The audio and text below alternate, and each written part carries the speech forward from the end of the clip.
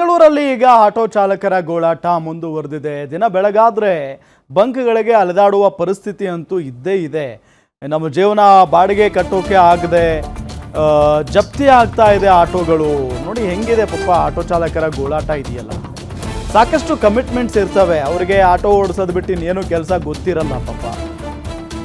ಬಾಡಿಗೆ ಕಟ್ಟೋಕಾಗದೆ ಆಟೋಗಳನ್ನ ಜಪ್ತಿ ಮಾಡ್ಕೊಂಡು ಹೋಗ್ತಾ ಇದ್ದಾರೆ. ಎಲೆಕ್ಷನ್ನಲ್ಲಿ ಬ್ಯುಸಿ ಇರೋ ಜನಪ್ರತಿನಿಧಿಗಳೇ ಸ್ವಲ್ಪ ಇಲ್ಲಿ ನೋಡಿ, ಆಟೋ ಚಾಲಕರ ಗೋಳನ್ನ ಕೇಳಿ. ನಿಮಗೆ ನಮ್ಮ ಕಷ್ಟ ಕಾಣಿಸ್ತಾ ಇಲ್ವಾ? ಕಿವಿ ಕೇಳಿಸ್ತಿಲ್ವಾ? ಹೃದಯ ಇಲ್ವಾ ನಿಮಗೆ? ಮತ ಹಾಕೋಕೆ ಮಾತ್ರ ನಾವು ಬೇಕಾ? ಸಮಸ್ಯೆ ಕೇಳಲ್ವಾ? ಇದು ಕಟುಕ ಸರ್ಕಾರ ಅಂತ ಆಟೋ ಚಾಲಕರು ಆಕ್ರೋಶವನ್ನ ವ್ಯಕ್ತಪಡಿಸ್ತಾ ಇದ್ದಾರೆ. ಸಮಸ್ಯೆ ಬಗೆಹರಿಯುವವರೆಗೂ EMI ಕಟ್ಟಲ್ಲ ಅಂತ ಗುಡುಗಿದ್ದಾರೆ. ತಿಂಗಳಿಗೆ 10,000 ಪರಿಹಾರ ನೀಡಬೇಕು ಅಂತ ಆಗ್ರಹಿಸಿರೋದು.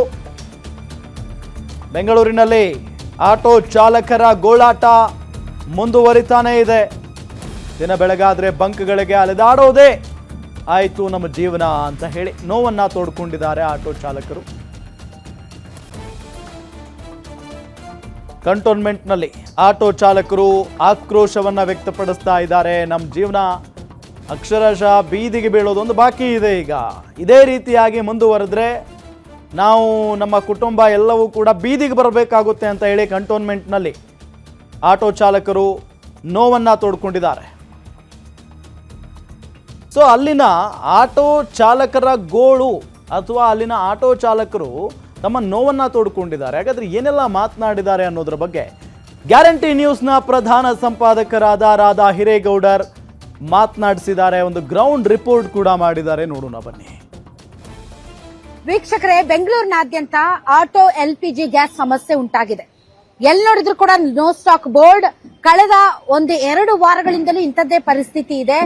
ಈಗ ಪರಿಸ್ಥಿತಿ ಇನ್ನೊಂದಿಷ್ಟು ರಣಭೀಕರ ಆಗುವಂತಹ ಎಲ್ಲಾ ಲಕ್ಷಣಗಳು ಕಂಡು ಬರ್ತಾ ಇದೆ. ಯಾಕೆ ಅಂತಂದರೆ ಒಂದೊಂದು ಬಂಕ್ ನಲ್ಲಿ ಒಂದೊಂದು ರೀತಿಯಾದಂತಹ ರೇಟ್ ಇದೆ. ಸರ್ಕಾರಿ ಸ್ವಾಮ್ಯದ ಬಂಕ್ಗಳಲ್ಲಿ ಮಾತ್ರ 89 ರೂಪಾಯಿ 52 ಪೈಸೆ ಕೊಡ್ತಾರೆ. ಬಿಟ್ರೆ 99 ರೂಪಾಯಿ, 100 ರೂಪಾಯಿ, 110 ರೂಪಾಯಿ, 120, 130ರವರೆಗೂ ಕೂಡ ಬಂಕ್ಗಳಲ್ಲಿ LPG ಗ್ಯಾಸ್ ಮಾರ್ತಾ ಇದ್ದಾರೆ. ಹಾಗ ನೋಡಿದ್ರೆ ಸರ್ಕಾರ ಒಂದು ರೇಟ್ ಫಿಕ್ಸ್ ಮಾಡೋದ್ರಲ್ಲಿ ಎಡವಿದೆ ಅನ್ನುವಂತಹ ಮಾತುಗಳು ಕೂಡ ಕೇಳಿ ಬರ್ತಾ ಇದೆ. ಮುಖ್ಯಮಂತ್ರಿ ಹತ್ರ ಕೇಳೋಣ, ಇಲ್ಲ PM ಹತ್ರ ಕೇಳೋಣ. ನಿಮ್ಮ ಹತ್ರನೇ ನಾವು ಕೇಳ್ಬೇಕಾದ್ರೆ ನೀವೇ ನಮಗ್ ದಾರಿ ಇರೋದು ಮಾಧ್ಯಮದವ್ರೆ. ಮಾಧ್ಯಮ ಮೂಲಕನೇ ಅವ್ರ ಹತ್ರ ನಾವು ಹೋಗ್ಬೇಕಾಗಿದೆ. ಇವತ್ತು ಜೀವನ ಆಗ್ತಾ ಇಲ್ಲ, ಕಷ್ಟ. ಸಾಲ ಮಾಡ್ತಾ ಇದೀವಿ, ಸಾಲ ಮಾಡಿದ್ರೆ ತೀರ್ಸಕ್ ಆಗ್ತಾ ಇಲ್ಲ. ಮೊದ್ಲಾದ್ರೂ ಅಕಸ್ಮಾತ್ ಕೋವಿಡ್ ಟೈಮ್ ಅಲ್ಲಿ ಒಂದ್ ಸರ್ಕಾರ, ಯಡಿಯೂರಪ್ಪನವ್ರ ಸರ್ಕಾರ 3,000 ಆದ್ರೂ ಕೊಡ್ತು. ನಾವು ಸಿದ್ದರಾಮಯ್ಯನವ್ರ ಹತ್ರ ಕೇಳ್ತೀವಿ, ಅಟ್ಲೀಸ್ಟ್ 5,000ನೋ 10,000ನೋ ಕೊಡಿ, ಸಾಲ ಆದ್ರೂ ಕೊಡಿ, ನಮ್ಗೆ ಏನಾದ್ರೂ ಕೊಡಿ, ಕಾನ್ಫಿಷನ್ ಆದ್ರೂ ಕೊಡಿ, ದಯವಿಟ್ಟು ಕೊಡಿ. ಅದೇ ಆಗ್ತಾ ಇರೋದು ಮೇಡಮ್. ವರ್ಮಾ ಸಿಗ್ನಲ್ ಹತ್ರ ಒಂದು ಬಂಕ್ ಇದೆ, ಲೈನ್ ಅಲ್ಲಿ ಇದೀವಿ. 4 ಅವರಿಂದ ನಿಂತ್ಕೊಂಡಿದ್ದೀನಿ, ನಾನು ನಿಂತ್ಕೊಂಡಿದ್ದೆ. ನೋ ಸ್ಟಾಕ್ ಬೋರ್ಡ್ ಆಲ್ರೆಡಿ ಇಟ್ಟಿದ್ದಾರೆ ಇವರು. ರನ್ನಿಂಗ್ ಅಲ್ಲಿ ಇದೆ, ಮೀಟರ್ ರನ್ನಿಂಗ್ ಅಲ್ಲಿ ಇದೆ. ನೋ ಸ್ಟಾಕ್ ಬೋರ್ಡ್ ಅಂತ ಹೇಳ್ಬಿಟ್ರು. ಹೋಗಿ ಕೇಳಿದ್ರೆ ಒಳಗಡೆ ಲಾಕ್ ಮಾಡ್ಬಿಟ್ಟು ಇಲ್ಲಿ ನೋ ಸ್ಟಾಕ್ ಬಂದಂತ ಅವ್ರದೇ ಒಂದು ಗಾಡಿ ನಿಲ್ಸ್ಬಿಟ್ಟು ಗೆಣ್ಣೆ ಒಳಗಡೆ ಹಾಕ್ಬಿಟ್ಟು ಆನ್ ಮಾಡ್ತಾ ಇದ್ದಾರೆ. ಗ್ಯಾಸ್ ಬಂದ್ರೆ ಎಲ್ಲ ಗಾಡಿಗೆ ಹಾಕ್ತಾನೆ ಅಂತ ಅವ್ರೆ. ಇನ್ನ ಅರ್ಧ ಗಂಟೆ ಬಿಟ್ಬಿಟ್ಟು ಅವ್ರು ಆರಾಮ ರೆಸ್ಟ್ ಎತ್ಕೊಂಡ್ಬಂದು ತಿರ್ಗಾ ಆಮೇಲೆ ಅವ್ರ ಗಾಡಿಗಳು ಯಾವ್ದಾವ್ದು ಬರ್ತಾ ಇದೆ ಪರ್ಸನಲ್ ಗಾಡಿಗೆ ಒಳಗಡೆ ಬಿಟ್ಬಿಟ್ಟು ಅವ್ರ ಗ್ಯಾಸ್ ಹಾಕ್ಬಿಡೋದು. ತಿರ್ಗಾ ನಾವು ಹಂಗೆ ನಿಂತ್ಕೊಂಡಿರ್ಬೇಕು. ಈ ತರ ಇದ್ರೆ ನಾವೆಲ್ಲ ಏನ್ ಮಾಡೋದು? ಹೆಂಡತಿ ಮಕ್ಳು ಮಾಡ್ಕೊಂಡ್ರೆ ರೋಡ್ಗೆ ಬರ್ಬೇಕು. ಏನ್ ಮಾಡಕ್ ಆಗಲ್ಲ. ಆಟೋ ಡ್ರೈವರ್ ಟಿಶ್ಯೂ ಪೇಪರ್ ತರ ಯಾರು ನಾವು ಏನ್ ತೆರಿಗೆ ಕಟ್ತಾ ಇಲ್ಲ. ಬಿಜೆಪಿ ಸರ್ಕಾರ ಏನ್ ಹೇಳಿದ್ರು ಅಂದ್ರೆ, ನರೇಂದ್ರ ಮೋದಿ ಅವರು ನಮ್ಮ ಹತ್ರ ಸ್ಟಾಕ್ ಇದೆ 8 ತಿಂಗಳದು ನೋಡಿದೆ, 1 ತಿಂಗಳು ಅದೇ ಹೇಳ್ತಾ ಇದ್ದಾರೆ ಸರ್. ಇದುವರೆಗೂ ಬೀದಿನಲ್ಲಿ ಬಂದಿಲ್ಲ ಅಲ್ಲ. ಇಷ್ಟೇ ನಿನ್ನೆ ದೇವಗಡ ರೋಡ್ ಅಲ್ಲಿ ಅವತ್ತು ಒಂದು 500 ಆಟೋ, ಈ ಕಡೆ ಒಂದು 500 ಆಟೋ ಅಲ್ಲಿಂದ ಕಾಯ್ಕೊಂಡು ಆಮೇಲೆ ಗ್ಯಾಸ್ ಹಾಕೊಂಡ್ ಬಂದೆ. ಅದು 500 ರೂಪಾಯಿ ಗ್ಯಾಸ್ ಹಾಕ್ತಾ ಇರೋದು, ಬೇರೆ ಅಷ್ಟೇ ಜಾಸ್ತಿನೂ ಹಾಕಲ್ಲ ಮೇಡಮ್. ಇವಾಗ ನಾವು ಪಿಕಾಪಿಗೆ ಹೋಗ್ಬಿಟ್ಟು ಗ್ಯಾಸ್ ರೇಟ್ ಜಾಸ್ತಿ ಆಗಿದೆ, ಒಂದು 5 ರೂಪಾಯಿ ಜಾಸ್ತಿ ಕೊಡಿ ಅಂದ್ರೆ, ಇಲ್ಲ ಕೊಡಕ್ಕಾಗಲ್ಲ, ಕ್ಯಾನ್ಸಲ್ ಮಾಡ್ಕೊಡಿ ಅಂತ ಹೇಳ್ತಾರೆ. ಈಗ ಒಂದು 5 ರೂಪಾಯಿ 10 ರೂಪಾಯಿಗೆ ಅದನ್ನೇ ಏನಾರ ಹೈಲೈಟ್ ಮಾಡ್ಬಿಟ್ಟು ತೋರಿಸ್ಬಿಡ್ತಾರೆ. ಆ ಸ್ಟೇಷನ್ಗೆ ಈ ಸ್ಟೇಷನ್ಗೆ ಕಂಪ್ಲೇಂಟ್ ಕೊಡ್ತೀವಿ ಅಂತ ಹೇಳ್ತಾರೆ. ಅದನ್ನ ಇವ್ರು ಸರ್ಕಾರದವ್ರು ಏನ್ ಮಾಡ್ಬೇಕು, ನಮಗೆ ಎಲ್ಲೆಲ್ಲಿ ಗ್ಯಾಸ್ ಸಿಗ್ತಾ ಇಲ್ಲ ಅಲ್ಲಿ ನೋಡ್ಬಿಟ್ಟು ಯಾವ್ಯಾವ ಇದೆ.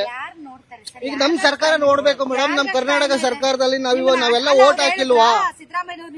ನಾವು ಆಟೋ ಡ್ರೈವರ್ ಆಗಿಲ್ಲ ಅಂತ ಹೇಳಿಲ್ಲ ಮೇಡಮ್. ನಾವು ಈ ಜೀವನ ಮಾಡೋದಕ್ಕೆ ಇರೋದು ಮೇಡಮ್. ಇವಾಗ ನಾವು ಕರ್ನಾಟಕ ಬೇರೆ ಕಡೆಯಿಂದ ಬಂದಿಲ್ಲ, ಮಾಡಿಲ್ಲ. ನಾವು ಕರ್ನಾಟಕದಲ್ಲೇ ಇದ್ದು ನಮ್ಮ ರಾಜ್ಯದಲ್ಲೇ ನಾವು ಕೇಳ್ತಾ ಇರೋದು. ಬೇರೆ ರಾಜ್ಯಕ್ಕೆ ಹೋಗಿ ನಾವೇನ್ ಕೇಳ್ತಾ ಇಲ್ಲ. ಯಾಕಂದ್ರೆ ಒಂದ್ 10 ರೂಪಾಯಿ ಹಾಕಿದ್ರೆ ಮೇಡಮ್ ಅದನ್ನ ಹೈಲೈಟ್ ಮಾಡಿ ತೋರಿಸ್ತಾರೆ. ಅಲ್ಲ ಸರ್, ಈಗ ಹೆಣ್ಮಕ್ಳಿಗೆ ಫ್ರೀ ಬಸ್ ಬಿಟ್ಟಿದ್ದಾರೆ, ಆಮೇಲೆ ಹೆಣ್ಮಕ್ಳಿಗೆ ತಿಂಗಳಿಗೆ 2,000 ರೂಪಾಯಿ ಹಾಕ್ತಾರೆ. Auto driver ಸಂಕಷ್ಟದಲ್ಲಿದ್ದಾರೆ.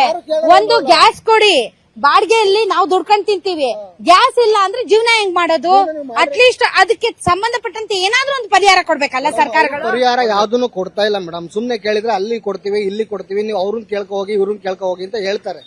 ಯಾರು ಬಿಜೆಪಿ ಅವ್ರನ್ನ ಕೇಳಿದ್ರೆ ಇಲ್ಲಿರೋ ಸಿದ್ದರಾಮಯ್ಯನವ್ರ ಸರ್ಕಾರ ಅಂತಾರೆ, ಸಿದ್ದರಾಮಯ್ಯನವ್ರನ್ನ ಕೇಳಿದ್ರೆ ಮೋದಿ ಸರ್ಕಾರ ಅಂತಾರೆ. ನೀವೊಂಥರ ಫುಟ್ಬಾಲ್ ಆಗಿದ್ದೀರಾ. ಹೌದು ಮೇಡಮ್, ಯಾಕೆಂದ್ರೆ ನಾವು ಇರೋದು ರಾಜ್ಯ ಸರ್ಕಾರದಲ್ಲಿ, ಕೇಂದ್ರ ಸರ್ಕಾರದಲ್ಲಿ ಇಲ್ಲ. ನಮಗೆ ಬೇಕಾಗಿರೋದು ಇಲ್ಲಿ ರಾಜ್ಯ ಸರ್ಕಾರದಲ್ಲಿ. ಕೇಂದ್ರ ಸರ್ಕಾರಕ್ಕೆ ನಾವು ಕೇಳಕ್ ಆಗಲ್ಲ ಮೇಡಮ್. ನಮ್ಮ ಏನ್ ರಾಜ್ಯ ಸರ್ಕಾರದಲ್ಲಿ ಇದೆ ನಾವು ಅವ್ರನ್ನ ಕೇಳ್ಬೇಕು ಹೊರತು ನಾವು ಹೋಗಿ ಸಿದ್ದರಾಮಯ್ಯನ ಕೇಳಬೇಕು. ಇನ್ಯಾರು ಕೇಳಕ್ ಆಯ್ತದೆ? ಅವ್ರು ಸಿದ್ದರಾಮಯ್ಯವ್ರನ್ನ ಕೇಳ್ಬೇಕು ಮೇಡಮ್.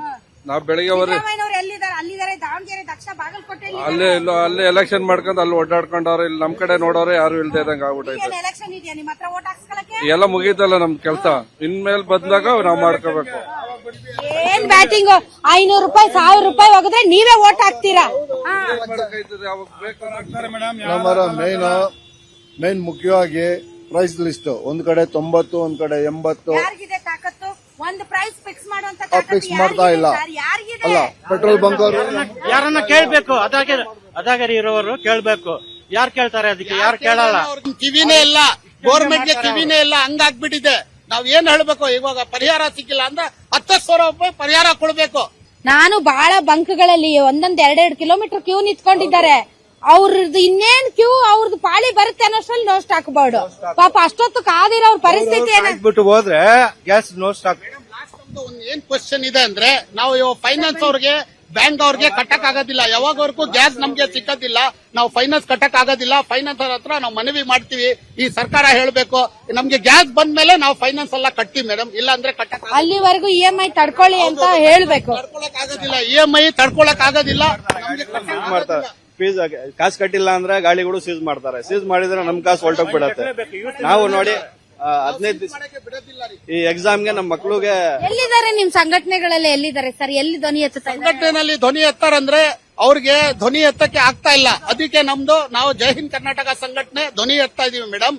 ನಮ್ಗೆ ಮಾಡ್ಬೇಕು ಕೂಡ್ಲೇನೆ. ಅದಕ್ಕೆ ಮಾಧ್ಯಮದಲ್ಲಿ ನಾವು ಬಂದು ಕೇಳ್ಕೊಳ್ಳೋದಾರೆ, ಮಾಧ್ಯಮವರನ್ನು ಬಂದು ಕೇಳ್ತಾ ಇದಾರೆ. ನೀವು ಇದುವರೆಗೂ ಓಟ್ ತಗೊಂಡಿಲ್ಲ, ಇವರು ಓಟ್ ತಗೊಂಡ್ಬಿಟ್ಟು ದಾವಣಗೆರೆಗೆ ಹೋಗಿದ್ದಾರೆ. ನಾವ್ ಏನ್ ಹೇಳ್ತೀವಿ, ಈ GB ಎಲೆಕ್ಷನ್ ಬಂದ್ರೆ ನಾವು ಕಾಂಗ್ರೆಸ್ಗೆ ಆಗೋದಿಲ್ಲ, ಬಿಜೆಪಿಗೆ ಆಗೋದಿಲ್ಲ.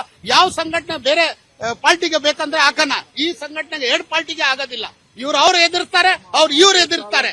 ಅಂದ್ರೆ ನಮ್ ಮನೆಗ್ ಬಾಗಲ್ ಬಂದ್ರೆ ನಾವು ಪರ್ಕೆ ತಗೊಂಡ್ ಕೇಳ್ತೀವಿ, ಏನಪ್ಪಾ ನೀವು ಗೌರ್ಮೆಂಟ್ ನಿಂದ ನಮ್ಗೆ ಏನನ್ನ ಕೊಟ್ಟಿದಾರ, ಎಲ್ಲ ಫೀಸ್ ಕೊಟ್ಟಿದಾರ, ಏನನ್ನ ಮಾಡಿದಾರ? ಬೇರೆ ಬರೋದು, ನಮಸ್ಕಾರ ಹೇಳೋದು, ಮಾಡ್ಕೊಂಡು ಹೋಗ್ಬಿಡೋದು ಮೇಡಮ್. ನಾವ್ ಯಾವ್ದಕ್ಕೆ ಬಿಡೋದಿಲ್ಲ ಮೇಡಮ್, ನಮ್ ಸಂಘಟನೆಯಿಂದ ನಾವು ಬಿಡೋದಿಲ್ಲ. ಅದೇ ಸರ್, ಅವ್ರು ಇವ್ರ ಮೇಲೆ ಹಾಕೋದು, ಇವ್ರು ಕಾಂಗ್ರೆಸ್ ಬಿಜೆಪಿ ಮೇಲೆ ಹಾಕೋದು, ಬಿಜೆಪಿ ಕಾಂಗ್ರೆಸ್ ಮೇಲೆ ಹಾಕೋದು, ಒಳ್ಳೆ ಫುಟ್ಬಾಲ್ ಆಗೋಗಿದೆ. ಅದೇ ಫುಟ್ಬಾಲ್ ಮೇಡಮ್. ನಾವು ಟಿಶ್ಯೂ ಪೇಪರ್ ಹಾಕ್ಬಿಟ್ಟಿದೀವಿ. ಟಿಶ್ಯೂ ಪೇಪರ್ ಹೆಂಗೆ ಇರ್ತದೆ, ನಮ್ದು ಬೇರೆ ಓಟ್ ಮಾತ್ರ ಕೇಳಕ್ ಬರೋದು ಮೇಡಮ್, ಮನೆ ಅಲ್ಲ. ಇವ್ರು ಏನೋ ಕೊಡೋದಿಲ್ಲ ಮೇಡಮ್ ನಮ್ಗೆ.